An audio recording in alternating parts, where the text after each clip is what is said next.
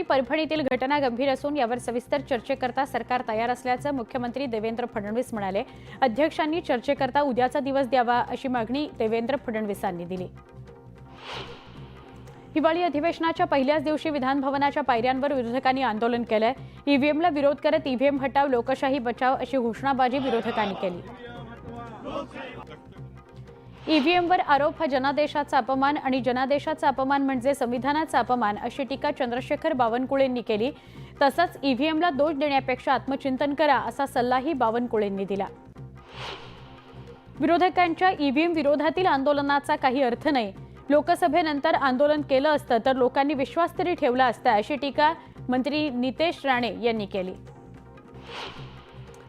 छगन भुजबळ दुपारी 12 वाजता माध्यमांशी बोलणार आहेत।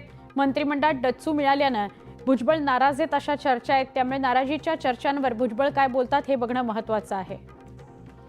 मंत्रिपद न मिळाल्यानं छगन भुजबळ नाराज आहेत। नाराज भुजबळांची राष्ट्रवादी काँग्रेस पक्षानं दखल घेतलेली आहे, त्यांच्या नाराजीची दखल घेतलेली आहे। छगन भुजबळ यांना राष्ट्रवादी काँग्रेस पक्षाकडून राज्यसभेवर पाठवण्याची तयारी पक्षानं केली आहे। भुजबळांना मंत्रिपद न देण्यामागे जातीय राजकारण आहे असा संजय राऊतांनी आरोप केलेला आहे। तर ज्याला त्याला कर्माची फळं मिळतात महाराष्ट्र बघतोय असं वक्तव्य राऊतांनी केलंय। महायुतीत भुजबळांचं स्थान महत्त्वाचं आहे। अजित पवार भुजबळांना योग्य स्थान देतील अशी प्रतिक्रिया चंद्रशेखर बावनकुळेंनी दिली आहे। श्रद्धा आणि सबुरी ठेवा, तुमच्यावर अन्याय होणार नाही, काम करणाऱ्यांचा सन्मान ठेवणार अशी भूमिका एकनाथ शिंदेंनी घेतली आहे। नाराज आमदारांची समजूत काढण्याचा प्रयत्न शिंदेंनी केलेला आहे। मंत्रिमंडळात स्थान न मिळाल्यानं आमदार रवी राणा नाराज झालेत, अमरावतीत परतलेत। रवी राणा यांच्या कार्यकर्त्यांमध्ये नाराजीचा सूर आहे। दरम्यान नवनीत राणा यांनीही सोशल मीडियावर पोस्ट केली आहे। जिंदगी है लढाई जारी है असा उल्लेख त्यांनी यात केला। मी मुख्यमंत्री असतो तर नांदेडला मंत्रिपद देण्याबाबत मी विचार केला असता, पण मी मुख्यमंत्री नाही त्यामुळे सांगता येत नाही अशी प्रतिक्रिया माजी मुख्यमंत्री खासदार अशोक चव्हाण यांनी दिली आहे। पिंपरी चिंचवड शहराच्या पदरी मंत्रिपदाबाबत पुन्हा एकदा निराशा आली आहे। सलग 3दा निवडून आलेले आमदार महेश लांडगे असोत की विक्रमी मताधिक्याने जिंकलेले शंकर जगताप, आमदार अण्णा बनसोडे यापैकी कुणीही मंत्रिपद मिळाल्यानं कार्यकर्त्यांनी नाराजी व्यक्त केली। सिल्लोडचे आमदार अब्दुल सत्तार यांना मंत्रिमंडळातून वगळण्यात आले। यानंतर सिल्लोडमध्ये हिंदुत्ववादी संघटनांकडून फटाक्यांची आतषबाजी करण्यात आली आणि घोषणाबाजीही झाली। गुलाबराव पाटील यांनी मंत्रिपदाची शपथ घेतली। चोपड्यात शिवसैनिकांनी आनंदोत्सव साजरा केला। छत्रपती शिवाजी महाराज चौकात शिवसैनिकांनी छत्रपती शिवाजी महाराजांच्या पुतळ्याला पुष्पहार अर्पण केला। परिसरात फटाके फोडले, पेढे वाटले, जल्लोष केला। अनिल पाटील यांना पुन्हा मंत्रिपदाची संधी मिळाली पाहिजे होती, मात्र त्यांना मंत्रिपद न मिळाल्यानं संघटनेत नाराजी असल्याचं राष्ट्रवादी काँग्रेसचे जिल्हाध्यक्ष संजय पवार म्हणाले। स्थानिक स्वराज्य संस्थांच्या निवडणुका लक्षात घेता मंत्रिपद दिलं असतं तर आनंद झाला असता असंही ते म्हणाले। राज्यात बिनखात्याचं सरकार आहे। मुख्यमंत्री अजित पवार, एकनाथ शिंदे यांच्याकडे कोणती खाती आहेत काहीच माहीत नाही असा टोला संजय राऊतांनी लगावला। तर अधिवेशनामध्ये विरोधकांच्या प्रश्नांना फक्त फडणवीस उत्तरं देणार का असा खोचक सवालही राऊतांनी केला। मंत्रिपदाचा 6 महिन्यांचा फॉर्म्युला करायला हवा होता, म्हणजे सगळ्यांनाच मंत्रिपद उपभोगता आली असती असं ते म्हणाले। मुख्यमंत्रीपदाच्या 2.5 वर्षांच्या फॉर्म्युल्यावरून संजय राऊतांनी महायुतीला डिवचलं। फडणवीस ताकदीचे भ्रष्टाचारी त्यांच्या आजूबाजूला घेऊन बसलेत अशी खोचक टीका संजय राऊतांनी केली। देवेंद्रजी हे नरेंद्रजींचे अंधभक्त असल्याचा टोला राऊतांनी लगावला। माझ्या खांद्यावर टाकलेली मंत्रिपदाची जबाबदारी मी योग्यरित्या पार पाडेन असा विश्वास नितेश राणेंनी व्यक्त केला। तर मला शुभेच्छा देण्याइतकं राऊतांचं मन मोठं नाही असा खोचक टोला नितेश राणेंनी लगावला।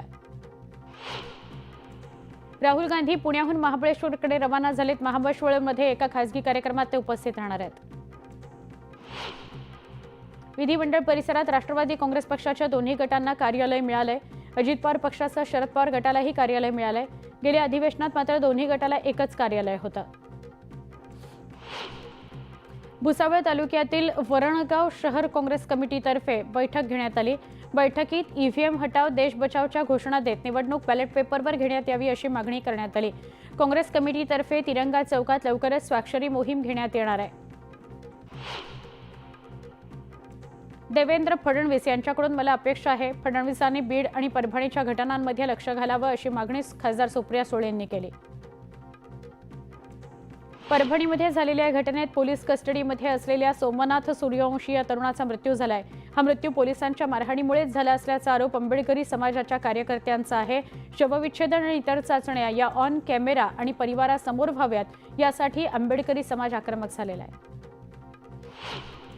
परभणीतील घटनेत मृत्यू झालेल्या सोमनाथ सूर्यवंशी तरुणाच्या मृतदेहाचं शवविच्छेदन करण्यात आलं। मुलाच्या मृत्यूनं सोमनाथ सूर्यवंशी याच्या आईनं घाटी रुग्णालयात टाहो फोडला।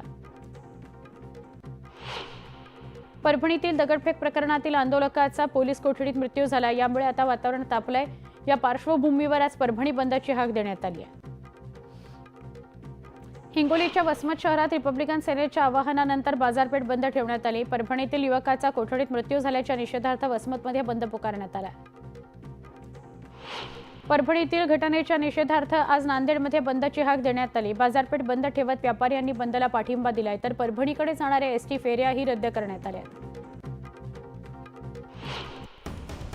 महत्त्वाची बातमी आहे, प्राचीन स्मारक आणि अवशेषांसंदर्भात विधेयक मांडलं गेलंय। गडकिल्ल्यांवर दारू पिणाऱ्यांना कायदेशीर शिक्षा झाली पाहिजे असं या विधेयकात नमूद आहे। आता 1 लाख रुपये दंड आणि शिक्षेची तरतूद असणार आहे। या विधेयकामध्ये महत्त्वाची बाब आहे, जे गडकिल्ल्यांवर जातात, इतिहासाची साक्ष असलेल्या स्थळांवर जातात आणि तिथे जाऊन दारू पितात, बाटल्या तिथेच फेकून देतात, अत्यंत घाण आणि अस्वच्छ वातावरण करतात। आता 1 लाख रुपये दंड आणि शिक्षेची तरतूद असणार आहे। आमचे प्रतिनिधी उदय जाधव यांना विचारूया। उदय, मोठं पाऊल। सुवर्ण आपण पाहतोय, महाराष्ट्रातले गडकोट किल्ले असतील, दुर्ग असतील, त्याचबरोबर प्राचीन स्मारक असतील, हे महाराष्ट्राचं वैभव आहे। ऐतिहासिक वैभवाला गालबोट लावण्याचा प्रयत्न काही अतिउत्साही पर्यटक जे ते करत असताना आपल्याला पाहायला मिळतात। कोट किल्ल्यांवरती दारू पिणं असेल, त्या संदर्भाच्या बॉटल असेल, त्या तिथे सोडून देणं असेल, कचरा करणं असेल, हा आता कायदेशीर गुन्हा झालेला आहे आणि त्याचबरोबर कायदेशीर शिक्षा नव्हती। मात्र ती शिक्षाचं प्रावधान जे आहे ते हिवाळी अधिवेशनामध्ये विधानसभेच्या या पटलावरती करण्यात आलेला आहे। त्या संदर्भात कारवाईसाठी 1 लाख रुपये दंड जे आहे आणि त्याचबरोबर शिक्षेची तरतूद देखील या विधेयकामध्ये मांडण्यात आलेली आहे आणि हे विधेयक आता मंजूर झालेलं आहे आणि त्या संदर्भात निर्णय जो आहे तो विधानसभेमध्ये घेण्यात आलेला आहे। त्यामुळे एक मोठं पाऊल जे आहे ते राज्य सरकारने उचललं असल्याचं पाहायला मिळतं आहे। गडकोट किल्ले असतील, या गडकोट किल्ल्यांवरती आता कोणीही कोणीही कचरा केला, घाण केला किंवा दारू पियाले तर त्या संदर्भातलं कडक शासन जे आहे ते आता केलं जाणार आहे। नक्की, धन्यवाद माहिती दिल्याबद्दल।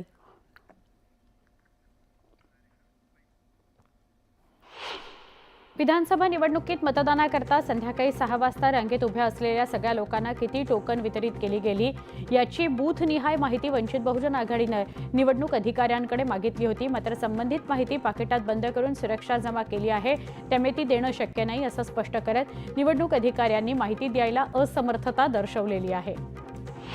विधानसभा निवडणुकीतल्या निकालानंतर मवियाने पुन्हा एकदा ईव्हीएमवर शंका उपस्थित केली। अशात बदलापुरात राष्ट्रवादी काँग्रेसकडून ईव्हीएम हटाव मोहीम राबवली जाणार आहे। या पार्श्वभूमीवर शहरातल्या तहसील कार्यालयांवर तसंच जिल्हाधिकारी कार्यालयांवर मोर्चा काढण्यात येणार आहे। राज्य सरकारनं ई शिवाई बस सेवा सुरू केली।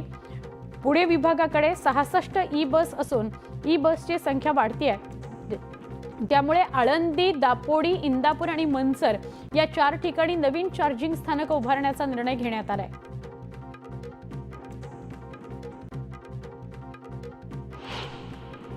वांद्रे-वरळी सागरी सेतूच्या विस्तार वर्सोव्यापर्यंत करण्याकरता वांद्रे-वर्सोवा सागरी सेतू प्रकल्प हाती घेण्यात आलाय।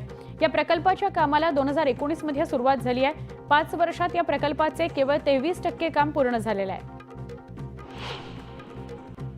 18 वर्षांपेक्षा कमी वयाचा चालक आढळल्यास जागच्या जागीच वाहन जप्त करून पोलिसांनी ताब्यात घ्यावं असे आदेश राज्य पोलिसांकडून नव्यानं देण्यात आले। याशिवाय ई चलनाबाबतही आदर्श कार्यप्रणाली जारी करण्यात आलेली आहे। विद्युत विभागात भरतीला सुरुवात होणार आहे। अधिसूचना जाहीर करण्यात आली आहे। अधिसूचनेमध्ये या भरतीविषयक सगळ्या महत्त्वाच्या बाबी प्रसिद्ध करण्यात आलेल्या आहेत। भारताचा जीडीपी 47.24 लाख कोटी रुपयांवर पोहोचलाय। या कामगिरीमुळे जगातील 5वी सगळ्यात मोठी अर्थव्यवस्था म्हणून भारताचं स्थान आणखी मजबूत झालंय। यात महाराष्ट्र हे देशातील सगळ्यात श्रीमंत राज्य ठरलेलं आहे। कायद्याची अंमलबजावणी जमत नसेल तर कायदे कशाला बनवायचे, अशा शब्दात हायकोर्टाने सरकारला फटकारलं। प्राण्यांच्या वाहतुकीसंदर्भात कायदे आहेत, मात्र त्यातील नियमांचं सरळ उल्लंघन होतं, त्यामुळे कायदे कशाला बनवता असा सवाल कोर्टाने केला। गेल्या 2 दिवसांपासून थंडीचं जोरदार कमबॅक झालंय. पुढील काही दिवस गुलाबी थंडी अनुभवण्यास मिळणार आहे. महाराष्ट्रातील जळगाव, अहिल्यानगर, छत्रपती संभाजीनगर, बुलढाणा, धाराशिव, परभणी जिल्ह्यात थंडीची लाटसदृश्य स्थिती जाणवायला सुरुवात झालेली आहे. मुंबई गोवा राष्ट्रीय महामार्गाचं काम डिसेंबरपर्यंत 2024 पर्यंत पूर्ण होईल असं आश्वासन कोकणातील जनतेला देण्यात आलं होतं. मात्र सध्या सुरू असलेले महामार्गाचे काम कासव गतीने, संथ गतीने सुरू आहे. संदर्भ मार्गावरील अनेक पुलांची कामं अद्याप अपूर्णच आहेत. त्यामुळे डिसेंबर 2024 ही डेडलाईन हुकण्याची शक्यता निर्माण झालेली आहे. मुंबईत ठिकठिकाणी लावण्यात आलेले कॅमेरे आणि मशीन्स याद्वारे मुंबईत जानेवारी ते 10 डिसेंबर दरम्यान 56 लाख ई चलान जारी करण्यात आली. यातील 325 कोटींचा दंड वसुली विना पडू नये. स्वतःहून दंड भरण्याकरता येणाऱ्या चालकांची संख्या फारच नगण्य आहे.